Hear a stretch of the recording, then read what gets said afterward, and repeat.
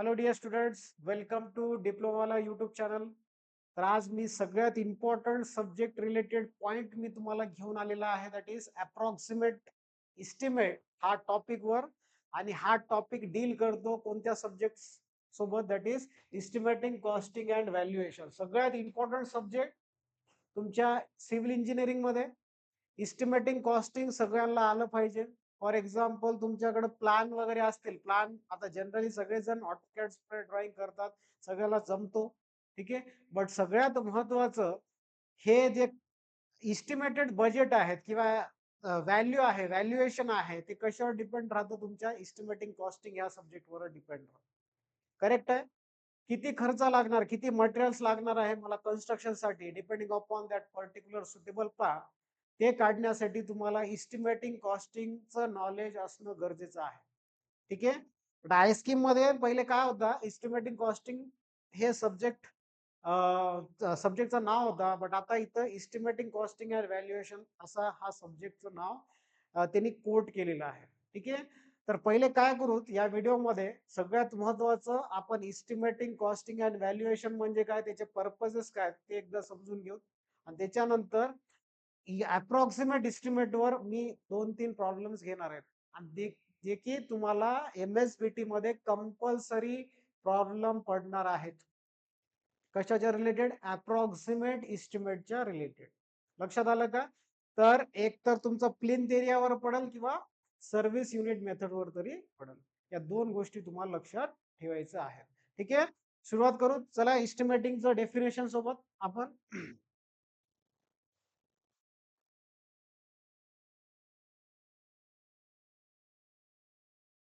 चला आता इथं काय आहे, इस्टिमेटिंग म्हणजे काय? ठीक आहे. तर पहिले इस्टिमेटिंग म्हणजे काय ते एकदा समजून घेऊ. बघा आता इस्टिमेटिंगचं डेफिनेशन काय दिलं मी तुला? The process of calculating quantities and cost of the various items in connection with the work required for satisfactory completion of work. ठीक आहे. म्हणजे ह्याच्यामध्ये आपण कॅल्क्युलेशन कशाचं करत आहेत? क्वांटिटीज. आता क्वांटिटीज कोणते राहतात? ब्रिक्स असेल किंवा दुसरं कोणतं सिमेंट लागते तुम्हाला कन्स्ट्रक्शन साठी. ठीक आहे. सँड लागतो, स्टील लागते. या सगळ्या क्वांटिटीजचं काय करायचं तुम्हाला? कॅल्क्युलेशन करायचे. ठीक आहे. And cost of various items. Items कोणते आहेत?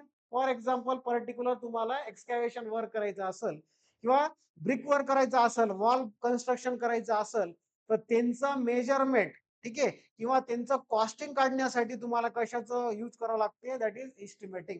ठीक आहे. सिंपल डेफिनेशन सांगायचं असेल तर calculation of various item and its costing. Calculation of various items and its costing हे तुमचं सिंपल डेफिनेशन होईल कशाचं? इस्टिमेटिंगचं. लक्षात आलं का? ठीक आहे. टू कम्प्लीट मग इथं काय दिलं?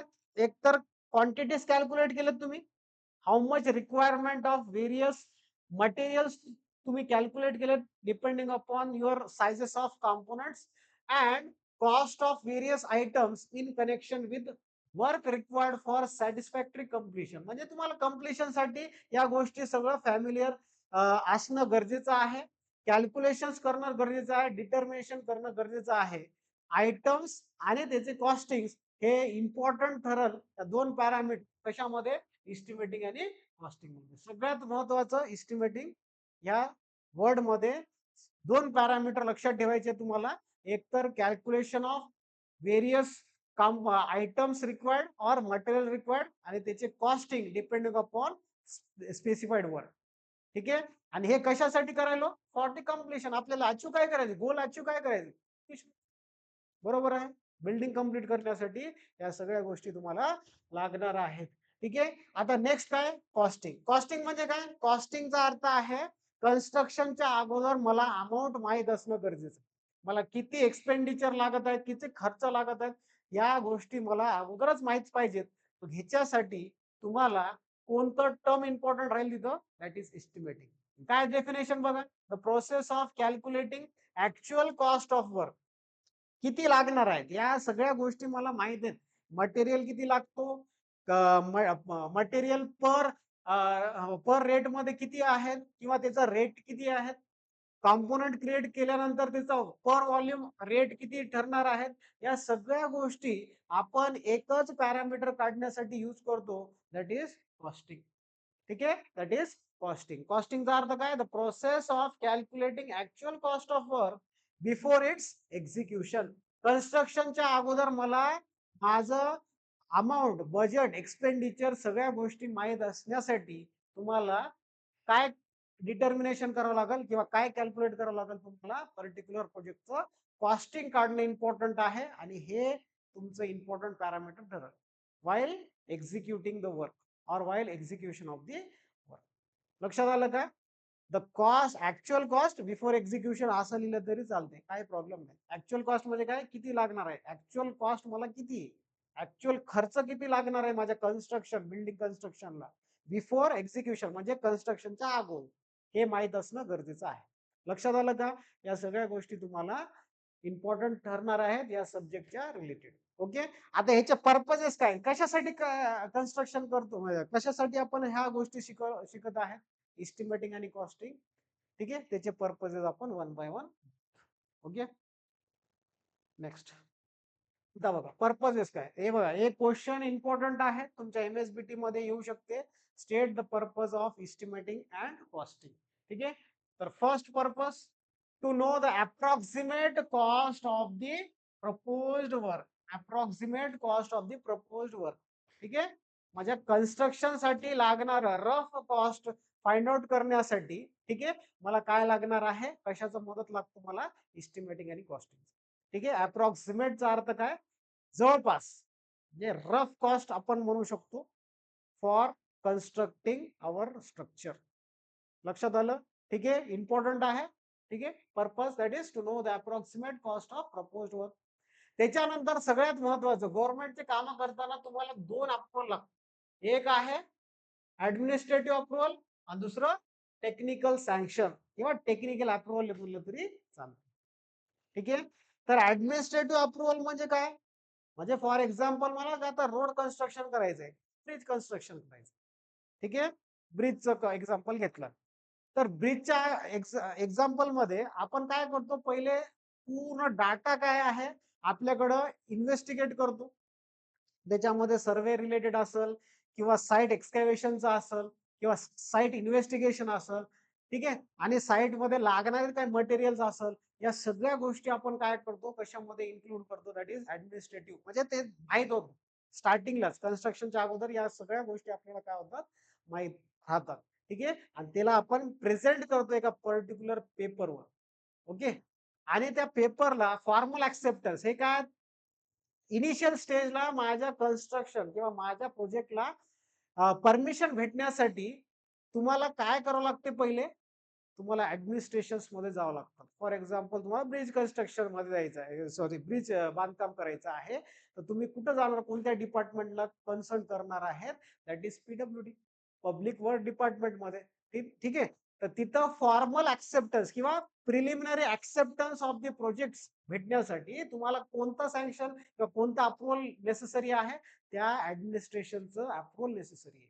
ठीक आहे, ऍडमिनिस्ट्रेशनचं अप्रुव्हल नेसेसरी आहे. त्याच्यानंतर नेक्स्ट अप्रुव्हल येतो, दॅट इज टेक्निकल सँक्शन किंवा टेक्निकल अप्रुव्हल म्हणलं तरी चालते. आता ह्या टेक्निकल शब्द आलं म्हणजे त्याच्यामध्ये सगळ्याच कॉम्पोनंटचं कॅल्क्युलेशन्स, तुमचे जे काही रिलेटेड टू डिझाईन्स आहेत पॅरामीटर, ह्या सगळ्या गोष्टी तिथं चेक होत. ठीक आहे, क्रॉस चेक करतात सगळ्या गोष्टी. ठीक आहे, व्यवस्थित असेल तर तुमचा बजेट काय होणार, फायनल होणार आणि बजेट सँक्शन मध्ये जाईल. लक्षात आलं? तर या दोन गोष्टी लक्षात ठेवायच्या आहेत. एक तर ऍडमिनिस्ट्रेटिव्ह अप्रुव्हल म्हणजे preliminary acceptance of the project, आणि technical sanction for checking the design parameters or design criteria, जे की तुम्ही डिझाईन केलेले आहेत ब्रिज पर्टिक्युलर, त्याला क्रॉस चेक करण्यासाठी आपल्याला काय लागतं, टेक्निकल अप्रुव्हल लागतं. ठीक आहे, किंवा टेक्निकल सँक्शन. ह्या सगळ्या गोष्टी चेक करण्यानंतर तुम्हाला टेक्निकल अप्रुव्हल भेटतो आणि तुमचा बजेट एस्टिमेटला जातो आणि बजेट सँक्शन होतो. लक्षात आलं का? या सगळ्या गोष्टी तुम्हाला माहित असणं गरजेचं आहे. त्याच्यानंतर नेक्स्ट मित्रांनो, to know the requirements of tools, plants and equipment. जे काही मला टूल्स लागल, प्लांट्स लागल, प्लांट्स इन केस तुमचा आरएमसी प्लांट असेल, प्रिपरेशन साठी लागणार प्लांट असेल, ठीक आहे, इक्विपमेंट असेल, ऍडव्हान्स इक्विपमेंट लागत असेल तुमच्या कन्स्ट्रक्शन साठी, या गोष्टी तुम्हाला माहित होण्यासाठी कशाचं नॉलेज पाहिजे तुम्हाला? एस्टिमेटिंग आणि कॉस्टिंगचं. लक्षात आलं? To fix the completion period, ठीक आहे, म्हणजे मला किती ड्युरेशन लागल कन्स्ट्रक्शन साठी, पर्टिक्युलर बिल्डिंग स्ट्रक्चर बांधण्यासाठी किंवा रोड प्रोजेक्ट साठी, ते फिक्स करण्यासाठी तुम्हाला कशाचं इम्पॉर्टन्स घ्यावं लागेल? दॅट इज एस्टिमेटिंग आणि कॉस्टिंगचं. लक्षात आलं का? इथपर्यंत काय डाऊट? No doubt. चलो, आता नेक्स्ट काय? To draw up a construction schedule and programme. म्हणजे तुम्हाला कन्स्ट्रक्शन शेड्यूल माहित असतो, ह्या पिरियड मध्ये हा वाला काम. फॉर एक्झाम्पल, तुम्हाला स्लॅब कास्टिंग करायचं असेल, ठीक आहे, तुम्हाला बीम्स कास्टिंग करायचं असेल, तुम्हाला वॉल कन्स्ट्रक्शन करायचं असेल, या सगळ्यांचं शेड्यूल ऑफ कन्स्ट्रक्शन तुमचं फिक्स करण्यासाठी तुम्हाला एस्टिमेटिंग आणि कॉस्टिंगचं काय करावं लागते? यूज करावं लागतं. लक्षात आलं का? याचा यूज करून तुम्ही या गोष्टी म्हणजे कन्स्ट्रक्शन शेड्यूल आणि प्रोग्रामिंग म्हणजे पूर्ण एक्झिक्युशन ते करू शकता using this systematic and costing. लक्षात आलं का? त्याच्यानंतर next, to invite tenders. The tenders तुम्हाला माहित आहेत, कॉन्ट्रॅक्टर्स, गव्हर्नमेंट कॉन्ट्रॅक्टर राहतात जे की त्यांनी टेंडर भरतात. टेंडर म्हणजे काय? Invitation for the particular work. For example, तुमचं रोड कन्स्ट्रक्शन असेल, ठीक आहे, तर रोड कन्स्ट्रक्शन करण्यासाठी काही गव्हर्नमेंट कॉन्ट्रॅक्टर्स येतात टू हँड किंवा to take the work from the administrative किंवा फ्रॉम दी गव्हर्नमेंट, ठीक आहे, आणि त्यांचं ज्या प्रोसेस आहेत किंवा त्या काम घेण्याच्या पद्धत आहे, त्या सगळ्या गोष्टी कशामध्ये पोट राहतात? त्या टेंडरिंग मध्ये राहतात, ठीक आहे. टेंडर म्हणजे काय? Invitation for the completion of the work for particular project, ठीक आहे. लक्षात आलं? त्याच्यानंतर next, to keep control over expenditure. आता सगळ्यात महत्वाचं हे इम्पॉर्टंट पॉइंट आहे. सगळं माहित आहे मला, खर्च किती लागणार आहे, ठीक आहे, सगळ्या गोष्टी माहित आहेत कन्स्ट्रक्शनच्या रिलेटेड, तरच तुम्ही व्यवस्थित मनी मॅनेजमेंट करू शकता.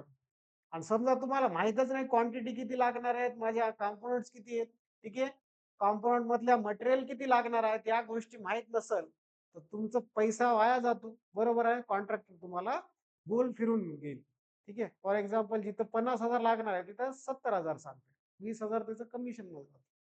या गोष्टी न घडण्यासाठी मला कशाचं इम्पॉर्टन्स पाहिजे? That is estimating and costing. या गोष्टी तुम्हाला लक्षात ठेवायचे आहेत, ठीक आहे. तर या पर्पजेस विचारतात, 4 पर्पज, कोणतेही 4 लिहा म्हणून सांगतात तुम्हाला एक्झाम मध्ये, तुम्ही 4 पर्पजेस तुम्ही लिहू शकता, ठीक आहे. लक्षात आलं? इझी आहे. एस्टिमेटिंग अँड कॉस्टिंगचा आयडिया आला असेल, जवळपास थोडंफार आयडिया आला असेल. आता पुढचे पॉइंट्स आपण नेक्स्ट स्लाइड मध्ये कव्हर करू. चला, आता नेक्स्ट स्लाइड कशाचा आहे? That is valuation. आता कारण की सब्जेक्टचं नॉलेज असणं गरजेचं, सब्जेक्टचं मिनिंगच माहित नाही तर तुम्ही त्या इंटरेस्ट जनरेट होतो का त्या सब्जेक्ट मध्ये? नाही, ठीक आहे. त्याचा पर्पज माहित पाहिजे, त्याचा एम माहित पाहिजे, कशासाठी आपण स्टडी करत, ठीक आहे. चलो, next, valuation. What what do you mean by valuation? व्हॅल्युएशनचा अर्थ आहे fair fair price find out करण्यासाठी तुम्हाला, आणि कशाचं? तुमच्या प्रॉपर्टीजचा, ठीक आहे. The valuation is a technique of estimation और determining the fair or the value of the property, fair price or value of the property such as buildings, factories or other engineering structures of various types and lands, ठीक आहे.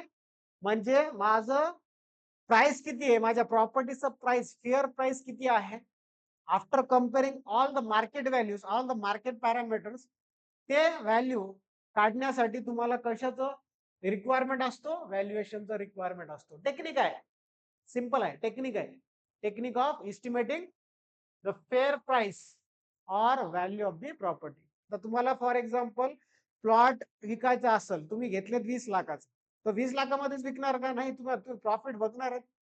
Depending upon market value किती चालू आहे, market demanding value किती चालू आहे, या गोष्टी कम्पेअर करून तो एक पर्टिक्युलर अमाऊंट फिक्स करतात, फेअर प्राइस फिक्स करतात. 20 लाखाचा असेल तर तुमचं व्हॅल्युएशन असेल depending upon market value 40 lakh. मग हा 40 लाख काय झाला? तुमचा फेअर प्राइस झाला, ठीक आहे.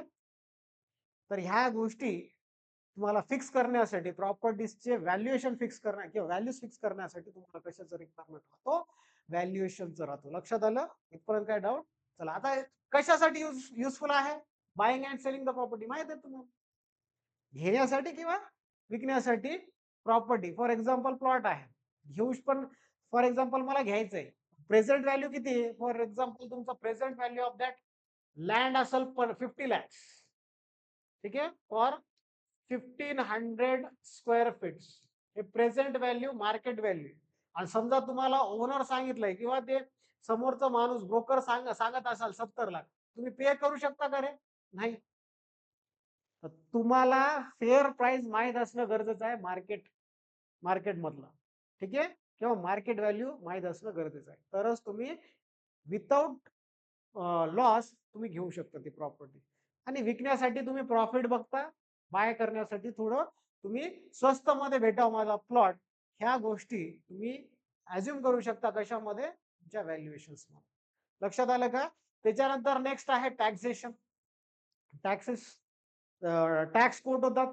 मग त्या टॅक्सिंग मध्ये पण तुम्हाला काय लागणार आहे, व्हॅल्युएशनचं. माझं व्हॅल्यू किती आहे, माझा प्रॉपर्टीचं व्हॅल्यू आहे, त्याच्या अनुसार मी टॅक्स पे करू शकतो गव्हर्नमेंटला.